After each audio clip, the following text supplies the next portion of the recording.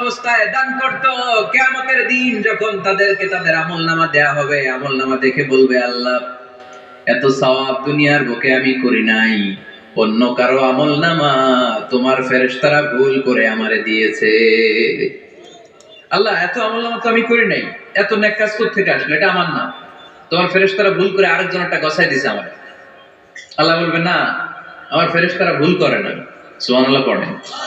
ফেরেশতারা কখনো ভুল করতে পারে না, এটা তোমারই আমলনামা, আমার আমলনামা, আমি তো এত সওয়াব করি নাই।